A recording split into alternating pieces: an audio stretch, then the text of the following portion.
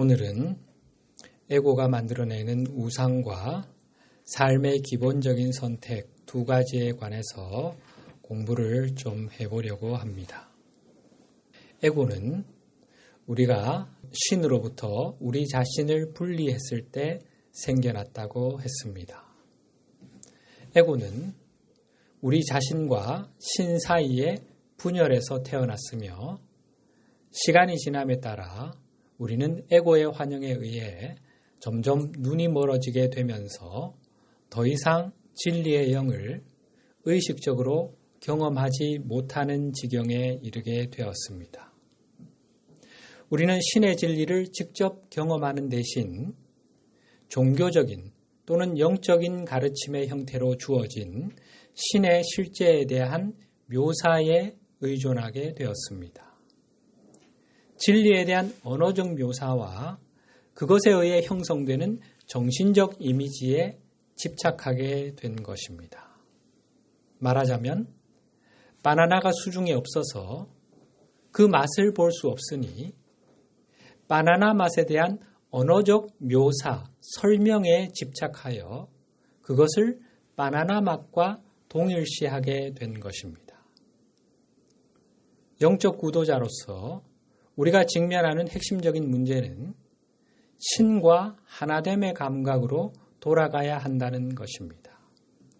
이것은 신에 대한 언어적 묘사를 머리로 이해하는 지성적인 방식으로는 불가능합니다. 신과 하나됨의 감각은 가슴으로 체득하는 직관적인 방식, 영적인 통찰로만 얻을 수 있습니다. 이 하나됨의 감각이 없다면 어떻게 하나님 나라에 들어갈 수 있겠습니까?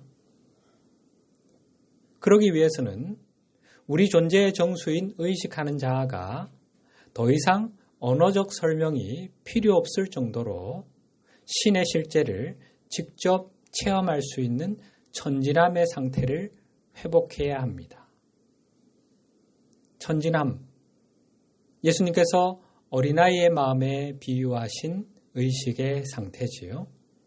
이것은 에고와 자신을 동일시하던 의식하는 자아가 에고의 환영, 이원성 환영에서 벗어나 자기 본래의 모습인 순수의식을 회복한 상태를 말합니다.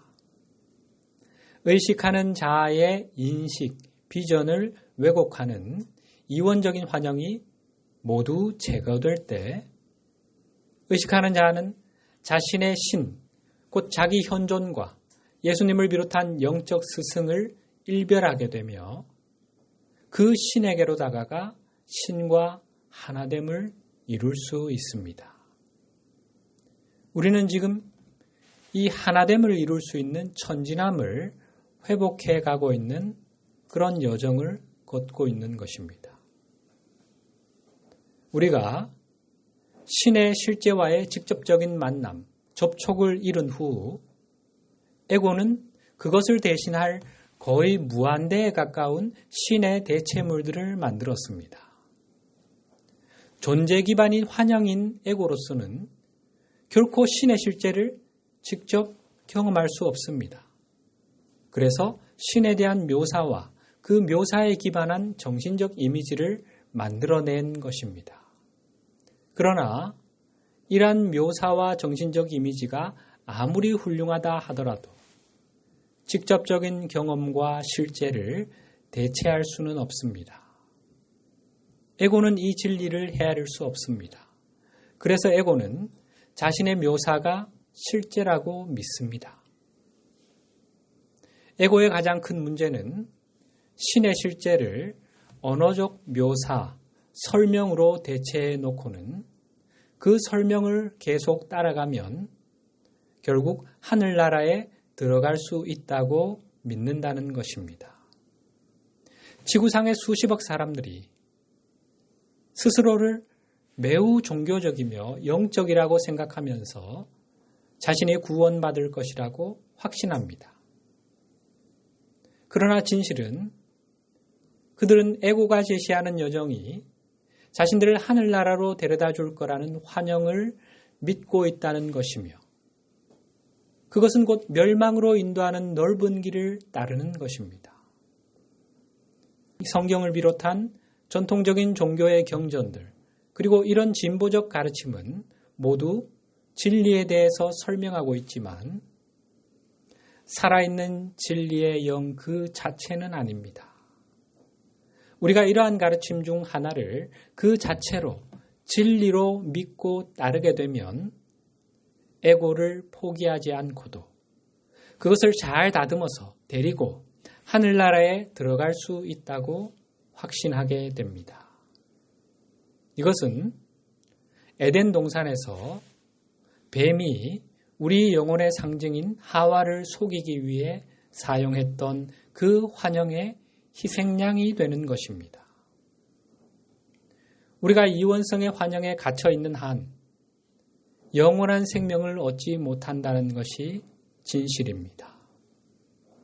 에고를 죽게 하고 그리스도 의식의 예복을 입는 것 외에 하늘나라에 들어갈 수 있는 다른 길은 없습니다. 오늘날 이 지구 위를 살아가는 모든 영적 구도자가 반드시 이해해야 할 한 가지가 있다면 그것은 영적 여정은 에고가 만들어낸 모든 환영으로부터 우리 마음, 의식이 자유로워지는 과정이라는 사실입니다. 말씀드린 것처럼 에고는 결코 진리의 영을 직접 경험할 수 없습니다. 여기서 진리의 영 하는데 그 개념을 잠시 정리하고 넘어가십시다. 진리의 영이란 무엇을 말합니까? 그것은 진리 그 자체이신 영으로 넓은 의미에서는 우리의 현존과 승천한 스승님들에게서 시작해서 존재의 정점인 창조주에 이르기까지 그 영적 계보에 들어있는 모든 존재들을 일컫는 의미로 이해할 수 있습니다. 창조주, 알파와 오메가, 예수님을 비롯한 승천한 스승님들, 우리 각자의 현존, 그리고 보혜사 성령까지 모두를 포괄하는 의미인 거지요. 진리 그 자체가 되시어 우리에게 진리를 전해주시고 깨닫게 해주시는 아버지들인 거지요. 이것이 넓은 의미에서의 진리의 영입니다. 좁은 의미로는 보혜사 성령, 곧 그리스도 자아를 뜻한다고 할 수 있습니다. 요한복음 14장 16절, 17절 내가 아버지께 구하겠으니 그가 또 다른 보혜사를 너희에게 주사 영원토록 너희와 함께 있게 하리니 그는 진리의 영이라.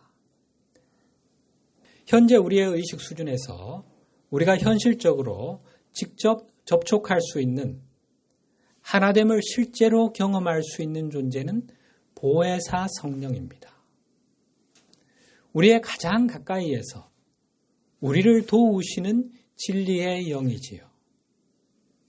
그리스도 자아는 우리의 의식이 어떠한 상태에 있건 의식하는 자아가 이원성 의식 속으로 아무리 깊이 내려가더라도 의식이 아무리 낮아지더라도 우리와 함께 그곳으로 내려가시어 우리에게 진리의 가르침을 전해주실 수 있는 존재입니다.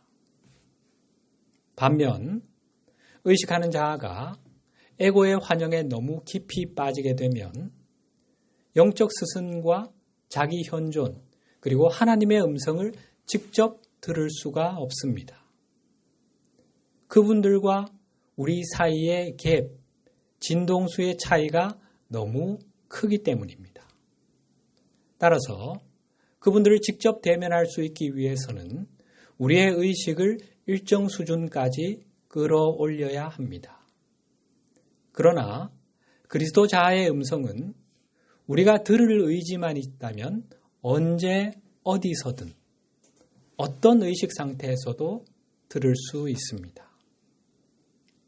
그래서 우리가 현재 의식 수준에서 현실적으로 하나됨을 이룰 수 있는 진리의 영은 보혜사 성령이 되는 것입니다. 물론 우리가 그리스도 자아의 인도를 따라 의식의 계단을 하나씩 올라가다 보면 어느 지점에서 예수님을 비롯한 영적 스승님들과의 직접적인 소통이 열리게 되고 자기 현존과도 하나됨을 이룰 수 있게 됩니다.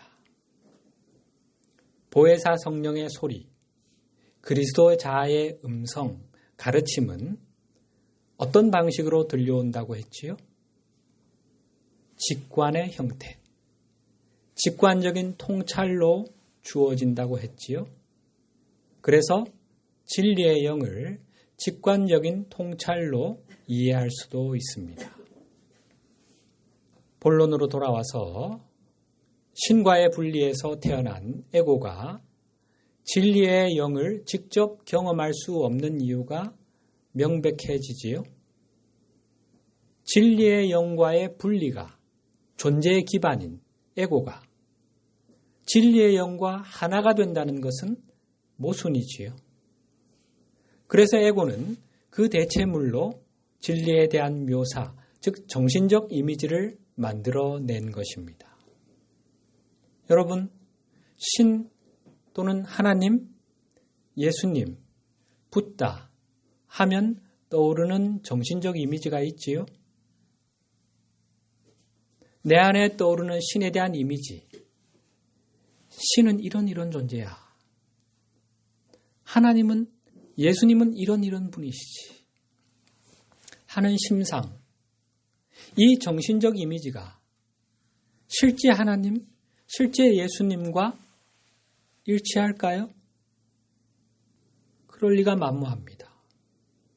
이것은 진리의 영을 직접 경험할 수 없는 에고가 그 대체물로 만들어낸 우상이라고 할 수 있습니다. 에고는 결코 진리의 영을 직접 경험할 수 없으니 그에 대한 보상 심리로 진리에 대한 언어적 묘사, 정신적 이미지를 만들어내는 것입니다. 에고는 진리에 대한 묘사가 실제와 일치한다고 절대적으로 확신합니다. 여기서 문제는 에고의 묘사, 곧 에고가 만들어낸 정신적 이미지가 진리의 영 자체에 대한 직접적인 경험을 방해하는 우상이 된다는 점입니다. 그렇게 함으로써 에고는 하나님이 시내산에서 모세에게 주신 10계명 중 처음 2계명을 위반하고 있는 것입니다. 한번 첫 2계명 보실까요? 출애굽기 20장에 나오지요. 10계명 첫 번째 계명, 너희는 나 외에는 다른 신들을 두지 말라. 두 번째 계명이 너희는 우상을 만들지 마라. 첫 계명은 나, 곧 참신 앞에 다른 신을 두지 말라는 것으로 진리에 대한 어떤 묘사도 진리의 영 자체와 그 영에 대한 직접적인 체험을 대신할 수 있는 것으로 받아들이지 말라는 뜻입니다. 두 번째 계명에서 우상이란 돌이나 쇠붙이, 나무 따위로 만든 형상을 말하는 것이 아니라 신에 대한 정신적 이미지를 의미합니다.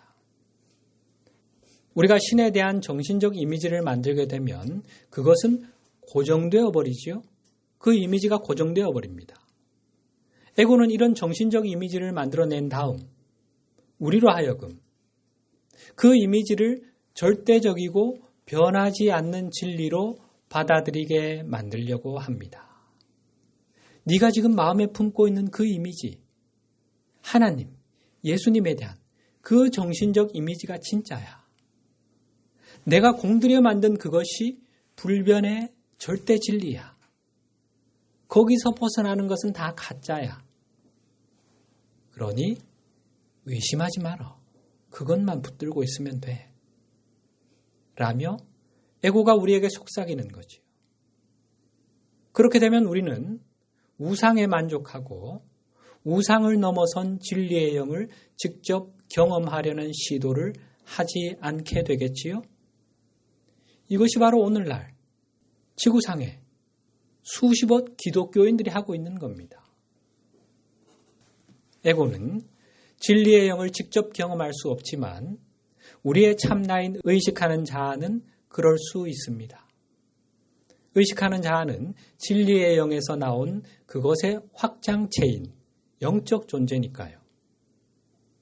우리가 진리의 영을 직접 경험하게 되면 더 이상 에고의 논리, 곧 구원받기 위해서는 이런 언어적 묘사, 정신적 이미지, 곧 우상이 필요하다는 주장을 더 이상 믿지 않게 됩니다.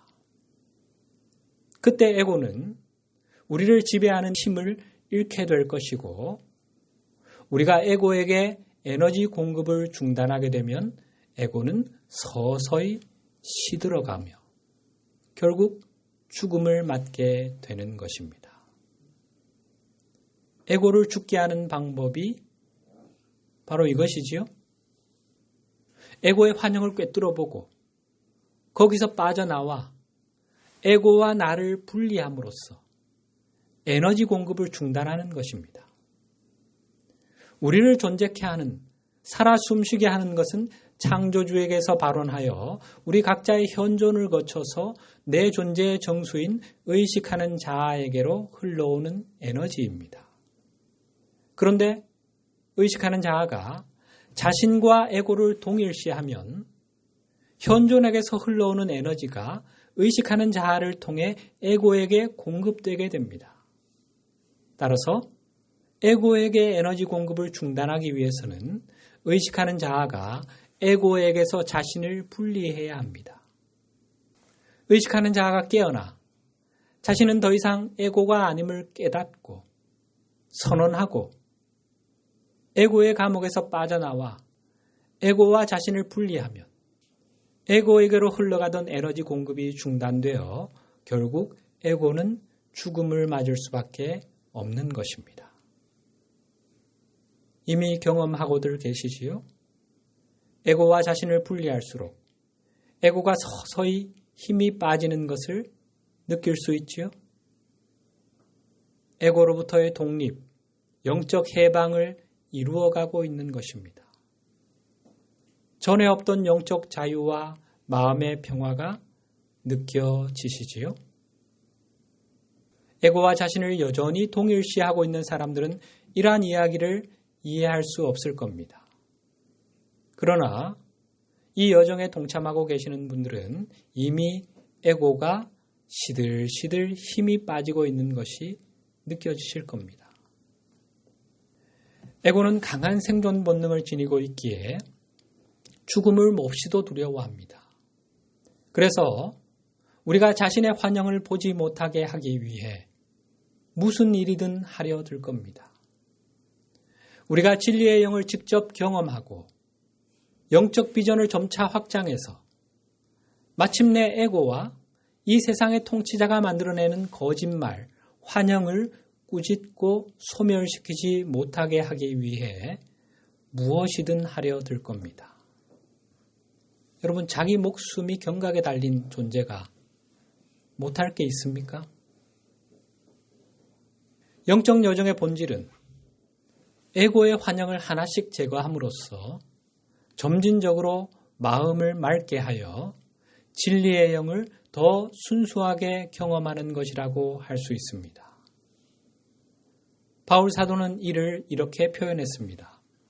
고린도전서 13장 12절 지금은 우리가 거울을 통해 보는 것 같이 희미하게 보지만 그때에는 얼굴과 얼굴을 마주 보듯이 보게 될 것입니다.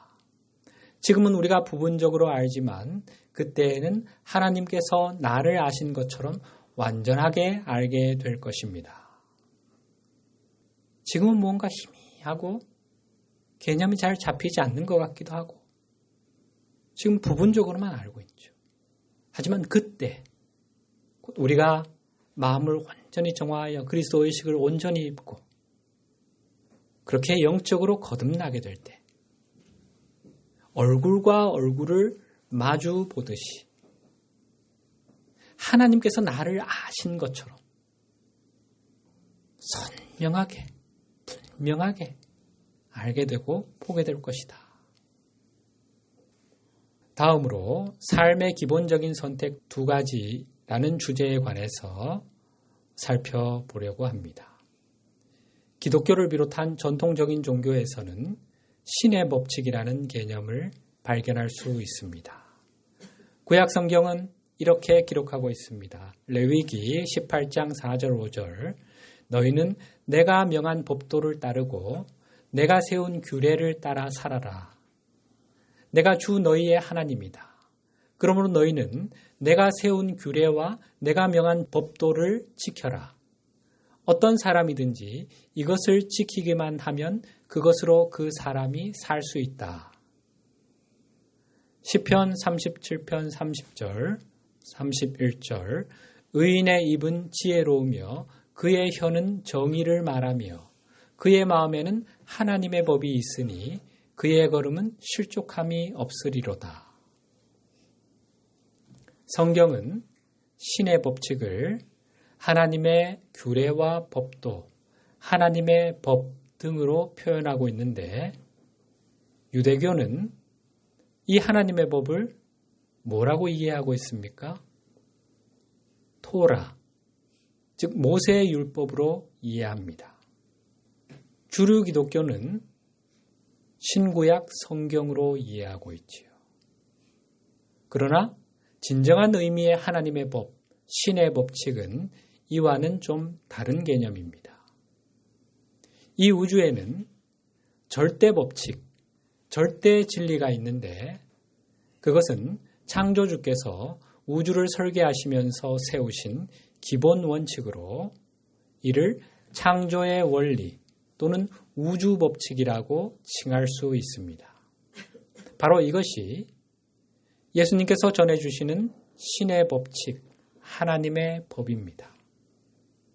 예를 들면 사랑의 법칙, 자기 초월의 법칙, 자유의지의 법칙, 카르마의 법칙, 자기 책임의 법칙, 엔트로피의 법칙, 에너지에 관한 여러 법칙들 다 우리가 공부해온 것들이지요. 이것이 없이는 우주가 존재할 수 없으며 유지될 수도 없습니다. 당연히 이것은 모든 피조물이 준수해야 할 절대 법칙입니다. 그런데 모든 창조의 원리, 모든 신의 법칙의 기원이 되는 법칙이 하나 있습니다. 그것은 바로 하나됨의 법칙입니다. 성경은 이 법칙을 이렇게 묘사합니다. 오늘 본문 말씀 요한복음 1장 1절에서 3절 태초에 말씀이 계셨습니다. 그 말씀은 하나님과 함께 계셨는데 그 말씀은 곧 하나님이셨습니다. 그분은 세상이 창조되기도 전에 하나님과 함께 계셨습니다. 모든 것이 그분을 통하여 지음을 받았습니다. 지음을 받은 것 중에서 어느 것 하나도 그분 없이 지어진 것이 없습니다. 성경이 모든 신의 법칙의 기원이 되는 하나됨의 법칙을 설명하고 있는 부분입니다. 그분, 우리가 하나님이라 부르는 그 신은 자신의 존재로부터 모든 것을 창조하셨고 따라서 신은 창조된 모든 것 안에 내재해 계시며 신이 없이는 아무것도 존재할 수 없습니다.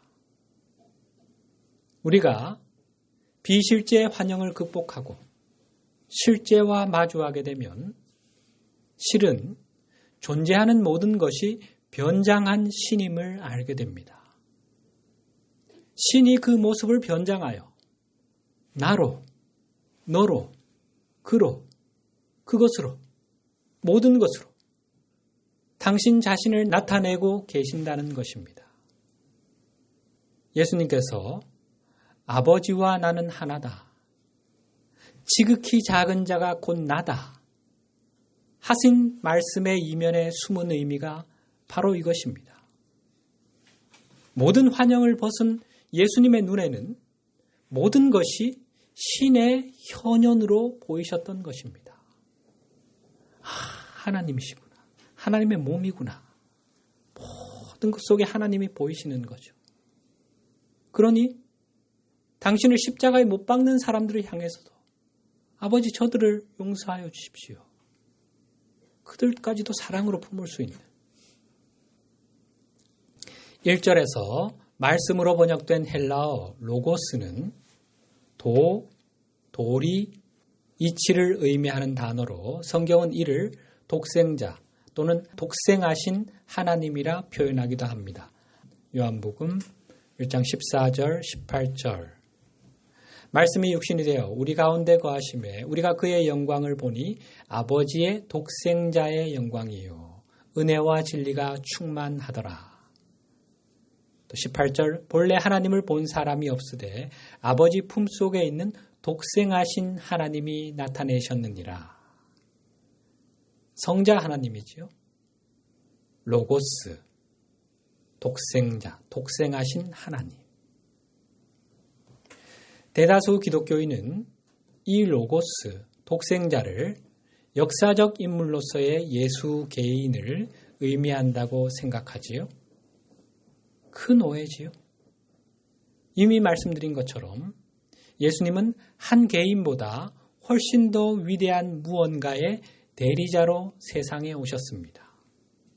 그래서 이런 말씀을 하신 것입니다. 마가복음 10장 18절 예수께서 그에게 말씀하셨다. 어찌하여 너는 나를 선하다고 하느냐? 하나님 한 분밖에는 선한 분이 없다.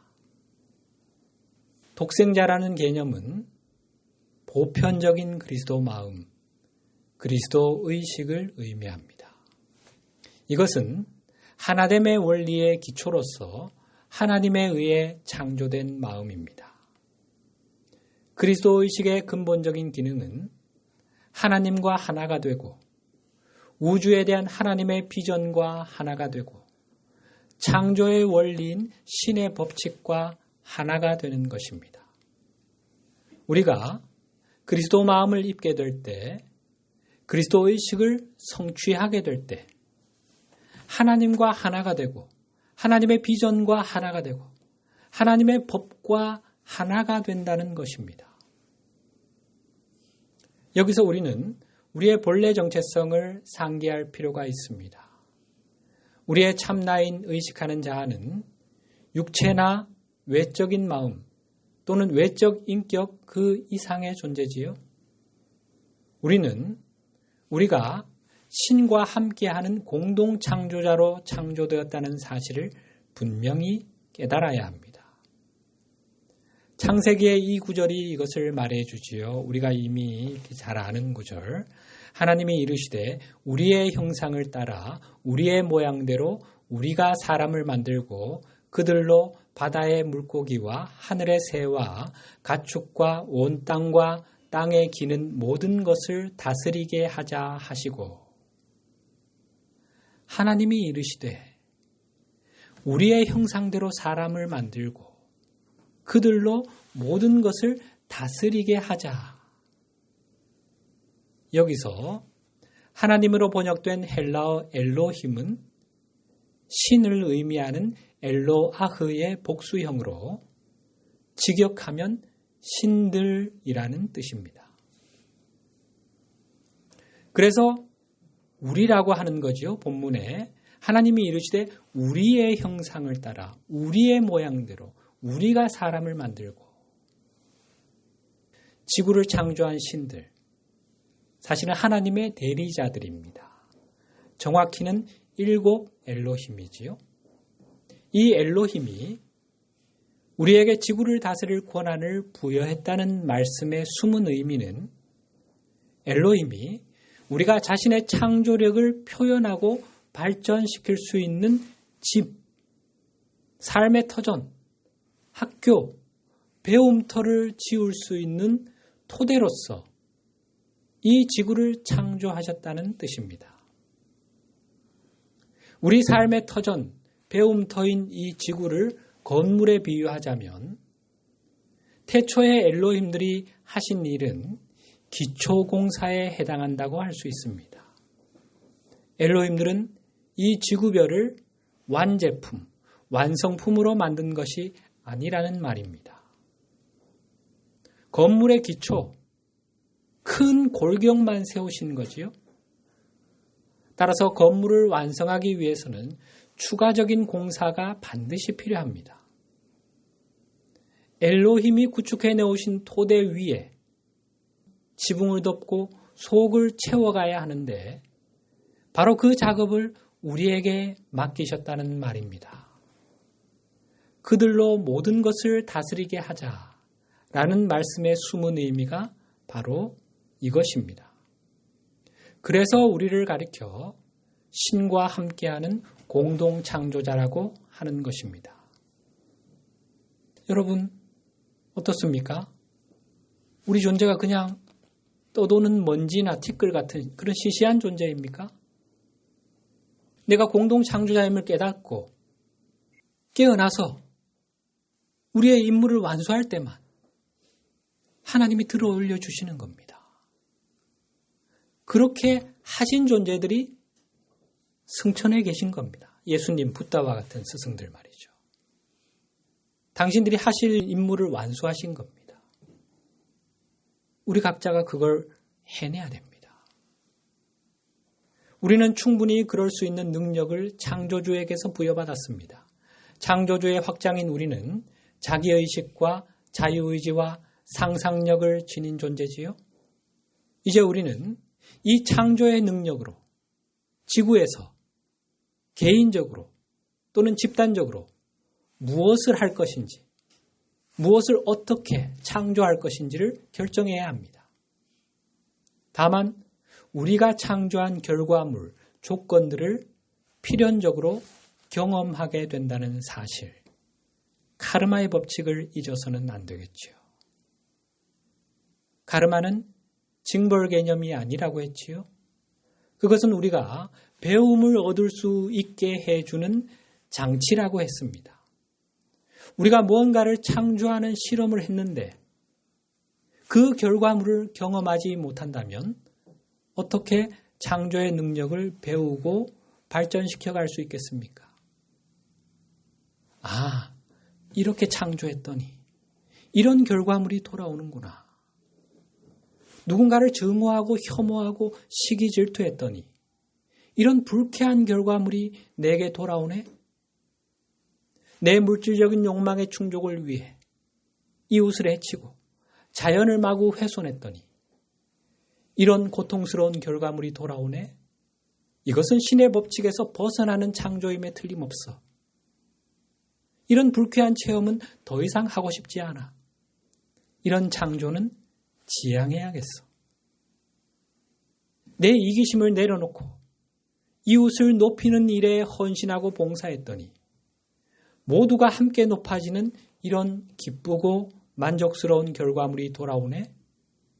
이것은 하나님의 법도에 부합하는 창조임에 틀림없어. 이런 방향으로 내 창조력을 개발하고 더 확장해 나가야겠어. 징벌이 아니지요. 우리가 스스로 배움을 얻을 수 있게 해주기 위한 장치인 거지요. 물론 고난의 학교에서 작동하는 학습 방식입니다.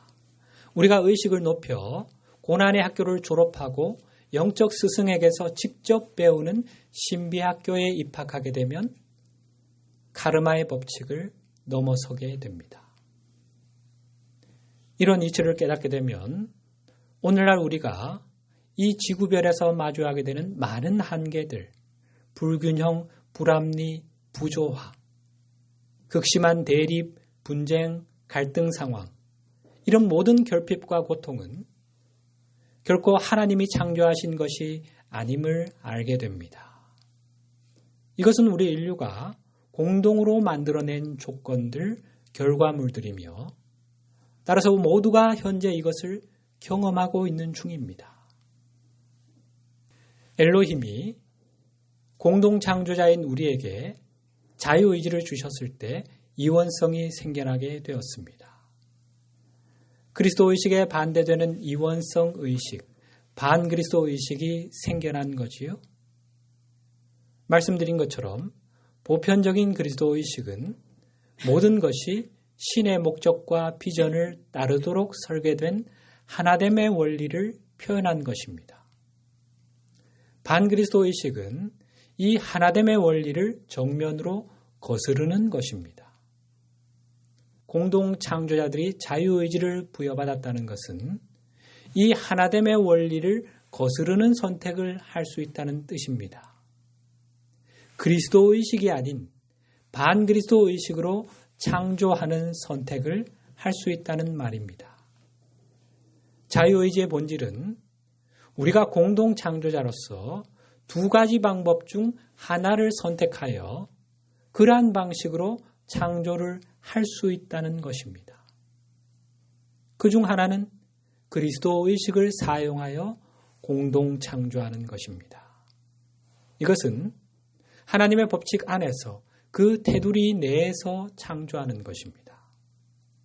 하나님의 법칙에 부합하는 창조를 한다는 말입니다. 다시 말해 그리스도 의식을 입고 행하는 모든 것은 신의 목적과 비전, 신의 법칙과 일치한다는 의미입니다. 엘로힘은 그리스도 마음을 사용해 지구를 창조하셨고 우리는 같은 마음을 사용해 엘로힘이 세워놓으신 토대 위에 창조를 이어갈 수 있는 것입니다. 자유의지가 선택할 수 있는 또 하나의 창조 방식은 그리스도 의식과 반대되는 반그리스도 의식을 사용해 창조하는 것입니다. 이원성 의식을 입은 상태로 행하는 모든 것이 이에 해당됩니다. 이것은 신의 법칙에 어긋나는, 거기서 벗어나는 것이지요. 반그리스도 마음으로 창조하는 모든 것은 신의 목적, 비전, 법칙과 일치하지 않는다는 말입니다. 반그리스도 마음은 신과 분리되어 있다는 환영에 기초하기 때문에 하나됨의 원리에 기반한 그리스도 마음과 반대되는 것이지요. 이렇듯 자유의지는 창조력을 행사할 수 있는 두 가지 선택권을 우리에게 제공합니다. 그리스도 의식을 입고서 신의 법칙이라는 테두리 안에서 행하는 공동 창조는 나 자신의 삶뿐 아니라 모두의 삶을 개선하고 향상시키게 됩니다. 우리가 행하는 모든 것은 온 생명을 높이게 됩니다. 반면 우리가 반그리스도 의식을 통해 신의 법칙에서 벗어나는 창조를 하게 될 때 우리는 하나님의 뜻, 섭리와 자신을 분리하게 되고 생명의 강의 흐름에 역행하게 됩니다. 그것은 곧 삶과 투쟁하는 것이며 우주와 맞서 싸우는 것입니다. 신의 법칙을 벗어난 창조를 하게 될 때 우리의 창조력은 점점 제한을 받게 되며 우리가 하는 모든 일은 우리 자신과 모든 생명을 아래로 끌어내리게 됩니다. 이것이 바로 우리 인류가 이 지구상에서 수많은 결핍과 고통을 경험하는 이유입니다. 아주 심오한 영적 가르침이죠. 공동 창조자로서 우리에게는 하나님과 모든 생명과 하나인 마음, 곧 그리스도 마음을 통해 공동 창조를 하거나 아니면 자신을 하나님과 모든 생명과 분리된 것으로 보는 마음, 반그리스도 마음을 통해 공동 창조를 할 수 있는 두 가지 선택권이 있습니다. 반그리스도 마음은 나와 신과의 분열, 나와 다른 모든 공동 창조자 사이의 분열에 기초하는 마음입니다.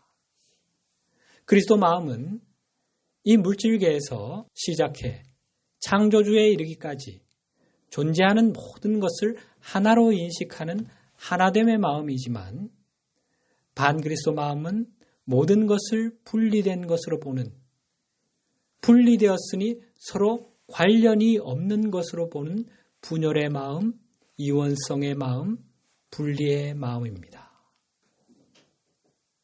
아직은 그리스도 의식과 반그리스도 의식의 개념이 명확하게 잡히지 않는 분들이 많으실 겁니다. 일단은 머리로 이해할 필요가 있습니다. 그런 다음 이 영적 여정을 걸으면서 가슴으로, 직관으로, 영으로 체험하는 단계로 나아가시게 될 겁니다. 내 의식이 그리스도 의식을 입는 것, 그리스도 의식과 하나가 되는 경험, 그 느낌, 감각, 직관적 통찰은 말로 설명할 수 없는 영역입니다. 이 영적 여정을 함께 하시다 보면 어느 순간 이것이 되실 겁니다. 보혜사 성령님과 예수님을 비롯한 스승님들께서 반드시 도와주실 겁니다. 인내를 가지고 나아가 보시기 바랍니다.